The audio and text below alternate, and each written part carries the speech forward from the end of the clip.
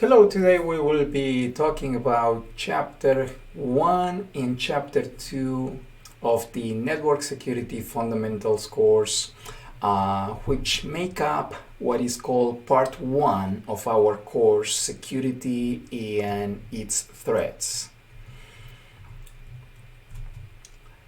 Unit 1 is the Introduction to Security, and Unit 2 is the chapter that covers malware and social engineering attacks.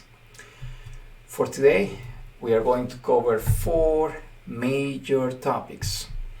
These are the topics that will be discussed in Part 1, Security and its Threats. Topic number 1, Information Security.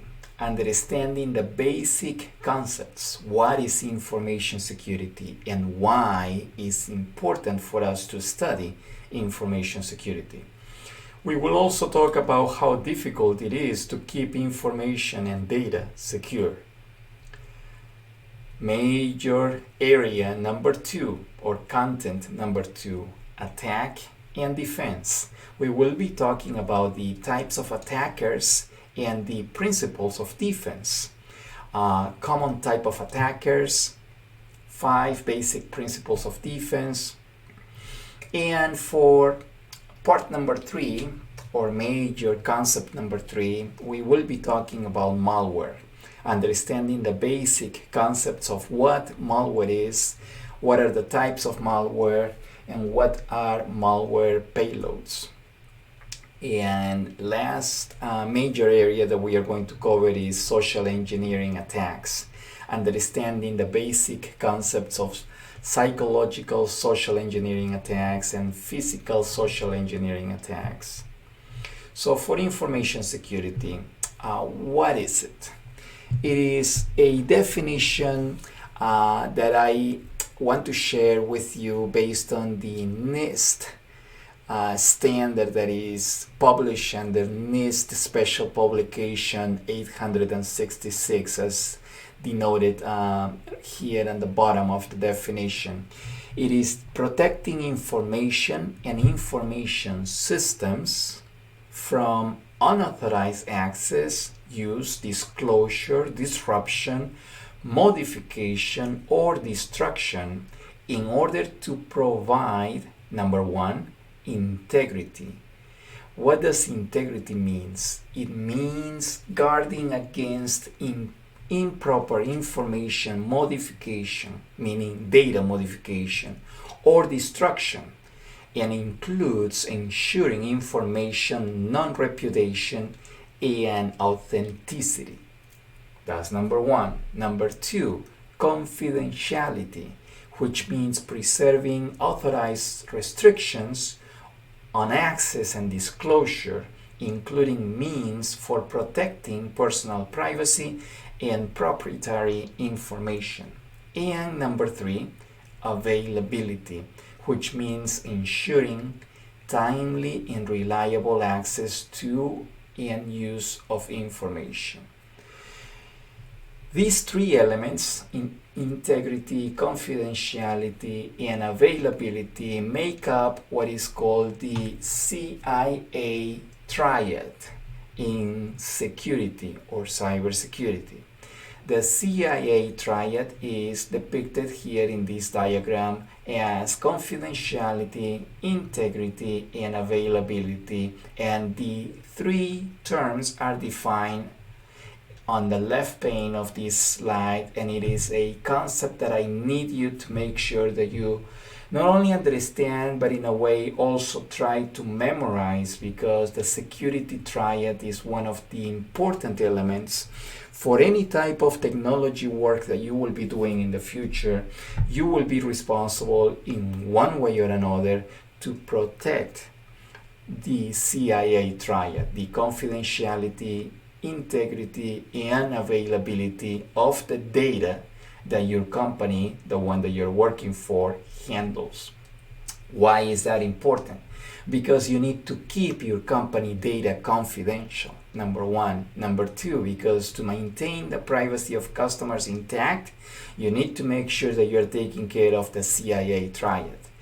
Also, to comply with regulatory and legal obligations. So there are laws and regulations that are in play in any industry that your company may be functioning or operating in, and your company needs to comply with those laws and regulations. So it is important for your company to keep the CIA triad to the highest standard possible to maintain company productivity. Why? Because if there is a breach of information security, most likely many of the computer systems in your company will go down, and that means productivity for your company, for the employees working for your company, will be negatively impacted, meaning they will have no access to the software that they need to do their jobs. And finally, in some cases, to protect national security. If you're working for a state or government, federal government agency, the information that the agency may be dealing with could have very well, it could be very well that it may have national security implications. There are three areas of concern in security, and these are people, process, and tools. For people, we will be thinking about the employees, the vendors, and the clients if we are talking about the members of this category. But it also could include the hackers or the cybersecurity criminals that are trying to get a hold of the data that your company handles. So it is the people concept that you need to think about, not only on the company side, meaning the company that you're working for, but also the external people that are trying to breach the security of the company that you're working for, in this case the hackers or cybersecurity criminals. Those fall under the people category in this diagram. The second category or area that I am focusing on is the process area.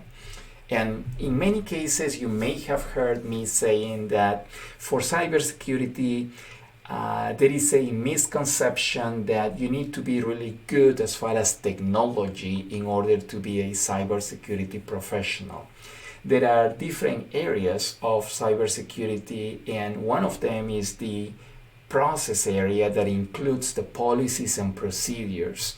And this is more of the documentation and the way that you document the way that your company is going to protect itself against any cyber security attacks, from how new user accounts will be created, the process that is going to be followed, who is responsible for that process, creating documents that define the steps that are going to be followed to make sure that those user accounts are created in a safe and secure manner.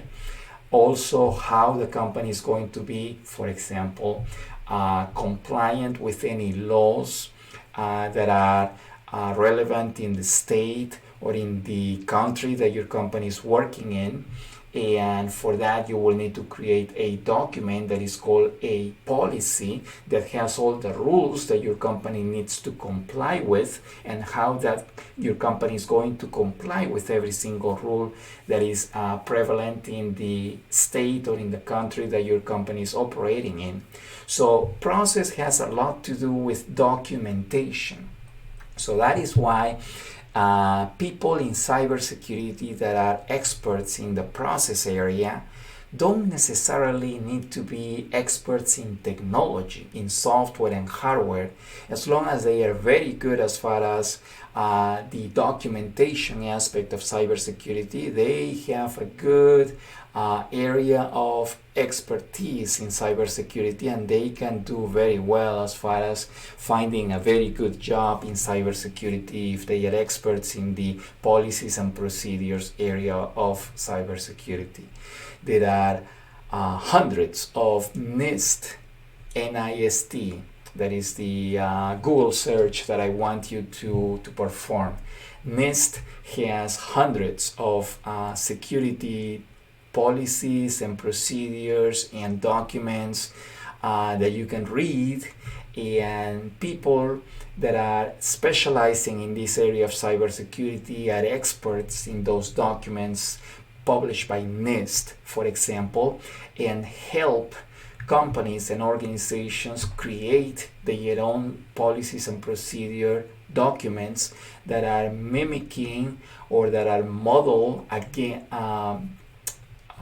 by the NIST documents, and provide the company with a way of making sure that they are secure, that they are compliant with laws and regulations that are in place in the, again, states or countries that they are operating in.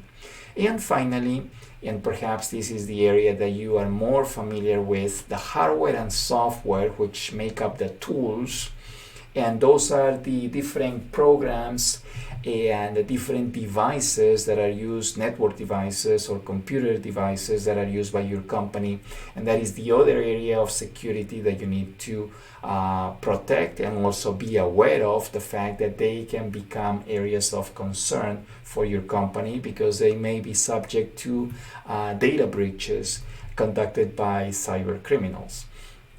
So protecting against attacks that are targeting your people, your employees, and your vendors include, for example, making sure that you train your employees, and training is a defense mechanism of cybersecurity. You're training your employees in cybersecurity on how to make sure that they don't write down their passwords and usernames and passwords on a piece of paper and post it on the monitor that they have at work, in the office, in the building where they are working, because that security mistake will be a really expensive mistake to deal with, because if somebody grabs the password from a user and that user has significant rights in the access to data for the company, then the person that stole that particular password will be able to compromise the data that the employee has access to, because now the cyber criminal has the password that is giving him the access to data that is confidential for the company. So again, training your employees, making sure that you explain to them the importance of security is one way of defending against attacks against your people. Policies and procedures, having the right documents in place, so there is a methodical way of documenting the way that you are securing your network, your computing environment. There is a document that explains the steps that you are taking to make sure that your environment is secure, and that those steps that you are taking are also aligned with the expectations set forth by regulation and laws that are in play in the state or in the country that you're working in. So that is a way of defending the policies and procedures which are part of the process area of security. And attacks that could be taking place against that area include vulnerabilities in your documentation, because if you are not really complying with the law or with the regulation, then you will be subject to cyber attacks in that particular area. And finally, the hardware and the software. And again, this is the area that is more famous or well known by many people, because you typically see the installation of security software that will protect your computers in the form of, for example, antivirus software that you install on desktops, on servers, to protect them against malware, against viruses. So that is the defense that you are implementing in your organization in the form of the installation of the antivirus software to protect against malware or virus attacks.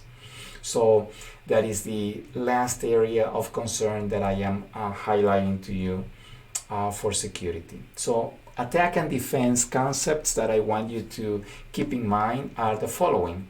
Threat: any circumstance or event with the potential to adversely impact organizational operations, including mission, functions, image, or reputation, organizational assets, or individuals through an information system via unauthorized access, destruction, disclosure, modification of information, and or denial of service.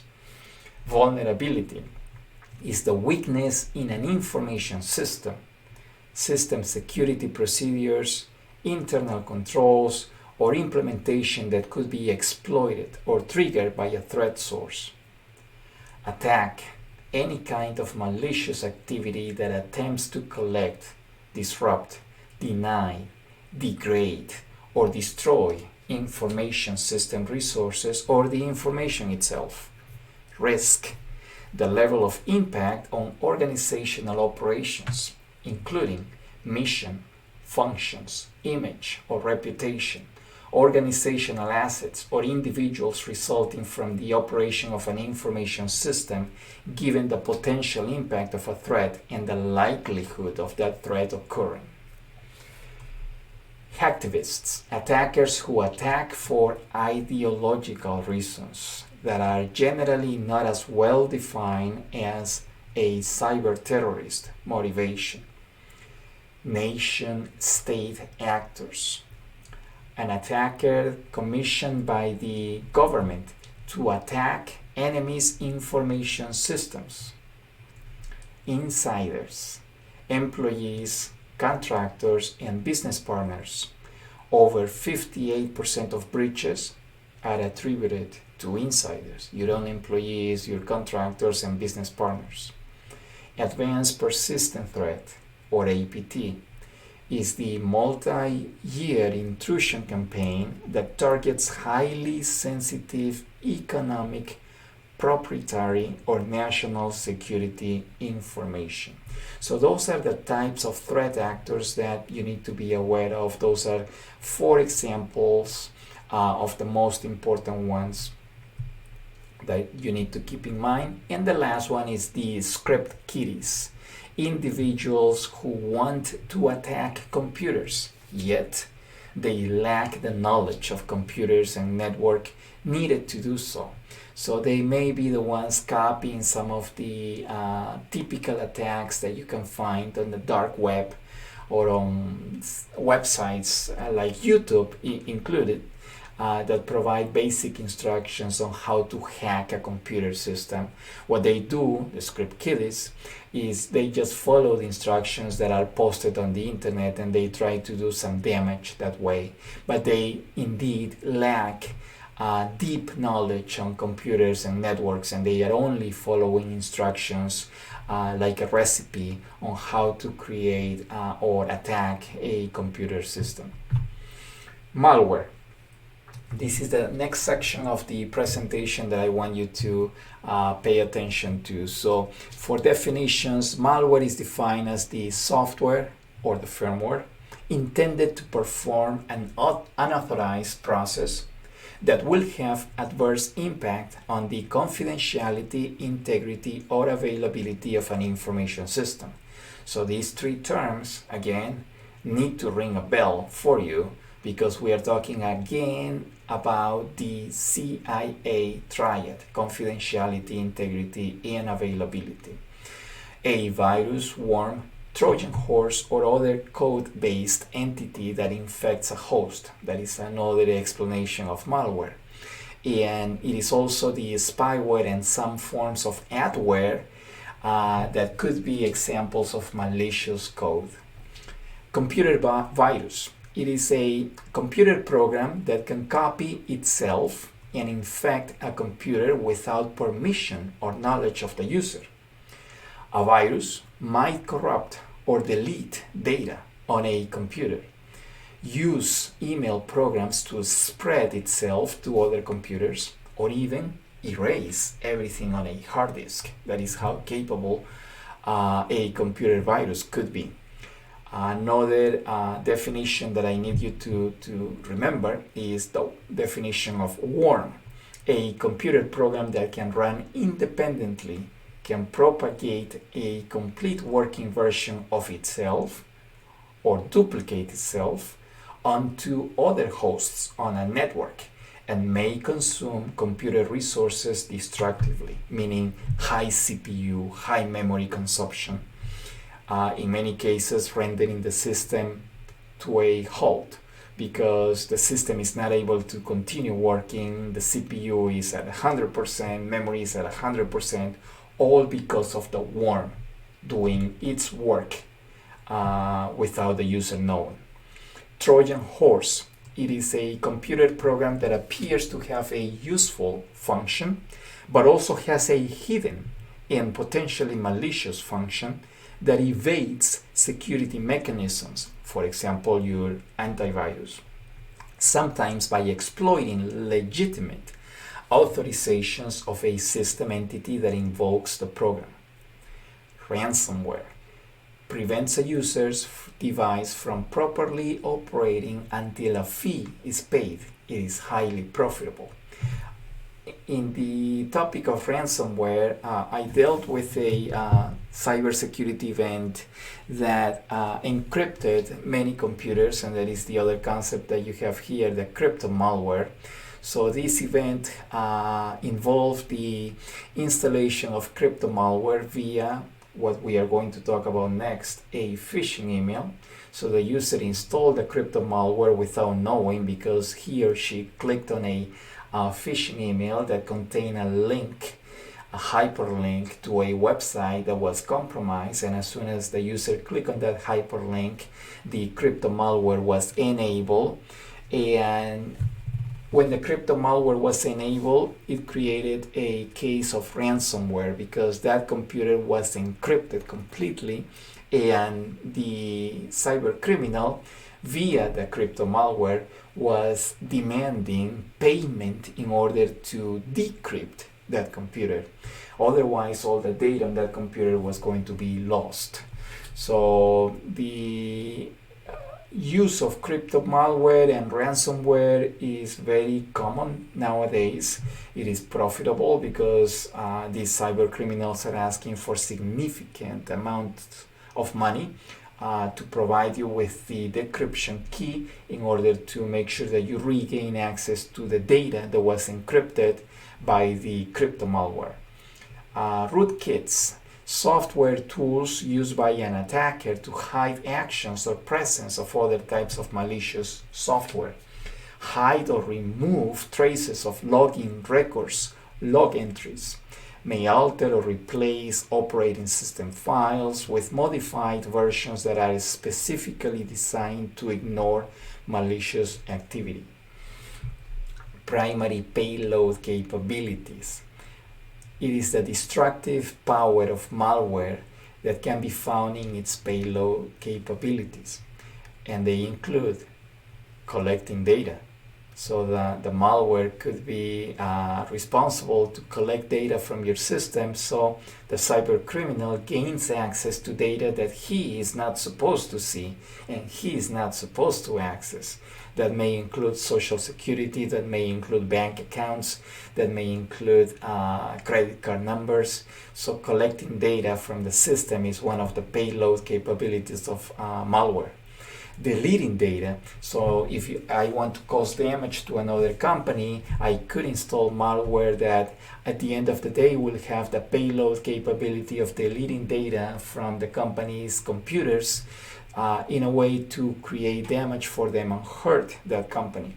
Modify system security settings. So if I find malware that is going to modify the security of a server to make it more available to me as the cyber criminal, I am using the payload capability of my malware to gain modify the security settings of that server so I gain access to that server easily.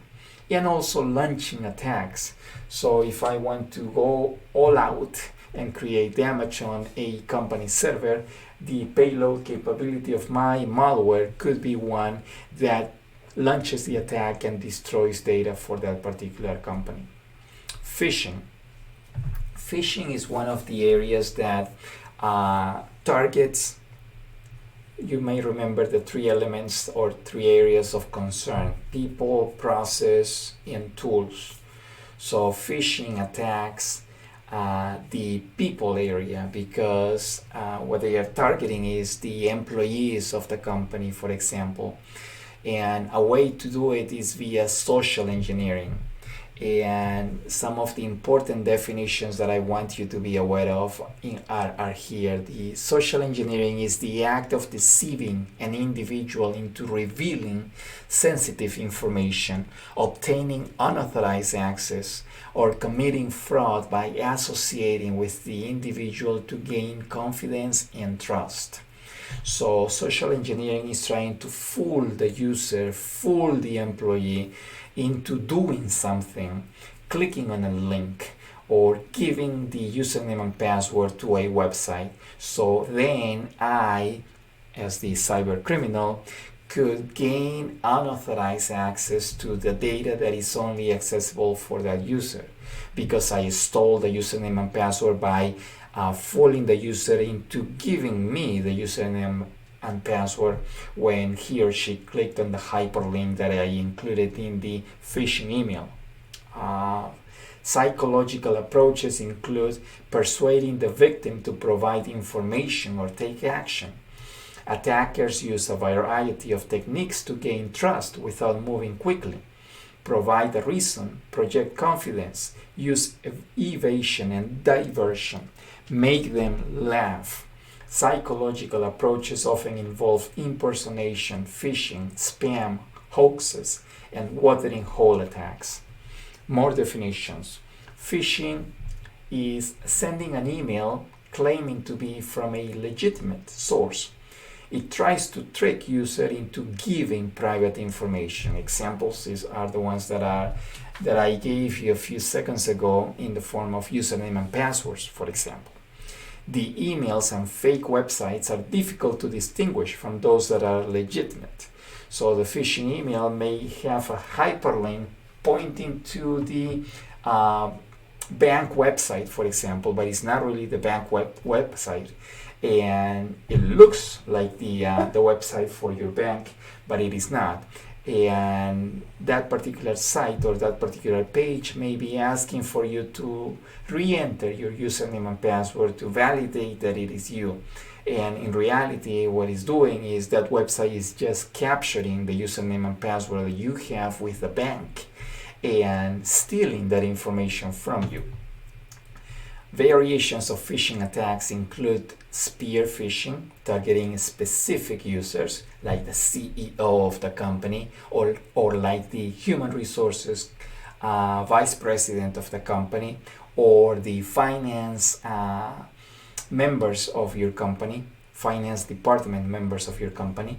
Whaling targets the big fish, meaning the most important person in that company.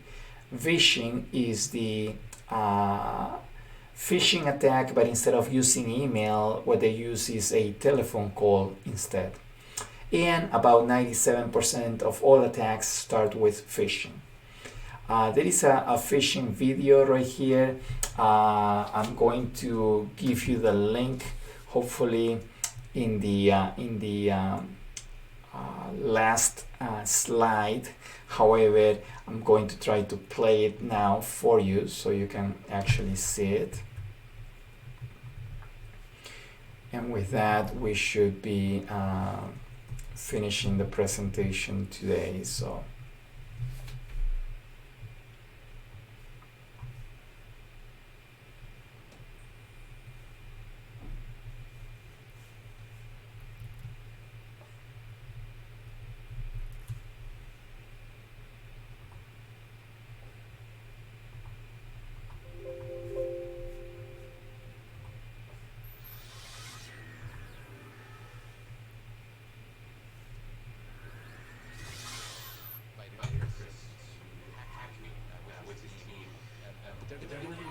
Social engineering, which is essentially hacking without any code, just use a phone and an internet connection.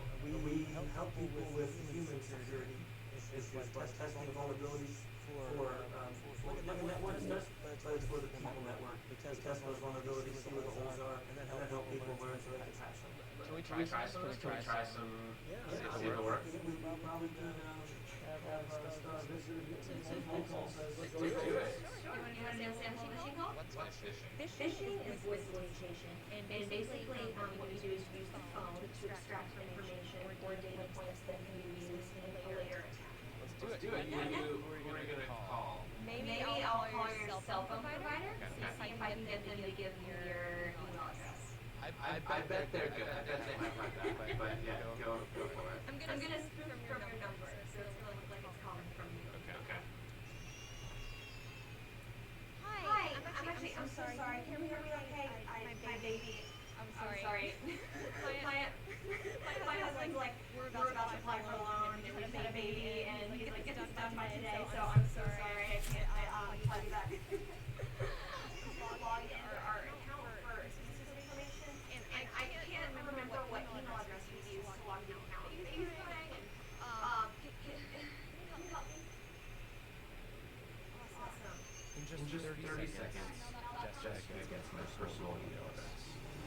Now, if I needed to add our daughter on our account so she can make changes, how would I need to go about doing that? You would have to send me a secure pin through text message? Yeah. Well, the thing is, I don't think I'll be able to receive a text message if I'm on the phone. Oh. I'm not on there either? So I thought when we got married, he added me to the account. Jess uses my girlfriend's name, and it takes social security number 5127. to set up her own personal access to my account. Wait, so there's no password on my account right now. Can I set that up? She even gets the support person to change my Thank password. you so much for your help today. So she just basically blocked me out of my own account. I'll get it set up. Alright, thank you. Holy shit. So they just gave you access to my entire cell phone. You're gonna have to go on and change your password now. Jess. My name. And all it took was a crying baby and a phone call. I really thought that my cell phone company would protect me. Like